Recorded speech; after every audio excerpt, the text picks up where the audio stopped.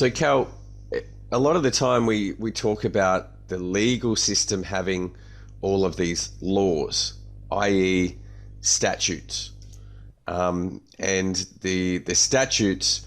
In Australia, I think we've got 7 million, so it's very complex, and that's pretty much the same in every country. They've made so many statutes that it's impossible to understand and be an expert in all of that.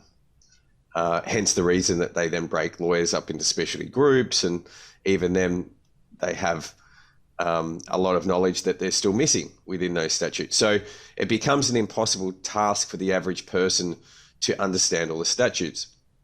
Often when we're talking about lawful, we're talking about higher jurisdiction. Where does that higher jurisdiction start from? You mentioned the Constitution and you mentioned common law. And then obviously we've talked about law merchant and things like that. But do we eventually head back to the biblical side of what's right and wrong when we're talking about lawful? Yes, absolutely. That's because all law, especially in the common law countries, um, or anything that came from Britain, or Britain eventually conquered or took over or whatever they did. Um, yeah, all the laws stem from the Bible when you really go back into it.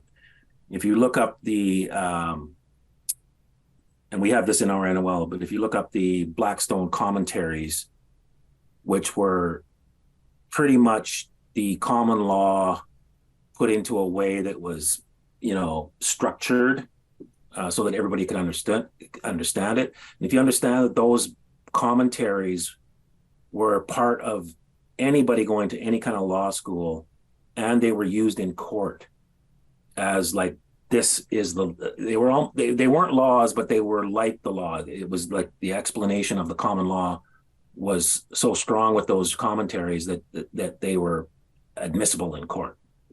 So they're not, it's not that like that now, but this is how it was, at the beginning of the United States, or prior to that. So all of and you'll see that in that commentaries, that the common law stems from the biblical law, from God's law. And that's why the Bible's in every courtroom. So they can't take it out.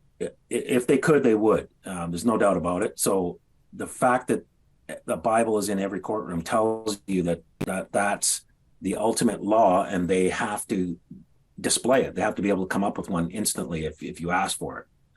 So, yeah, it all stems from biblical law, from ecclesiastical law.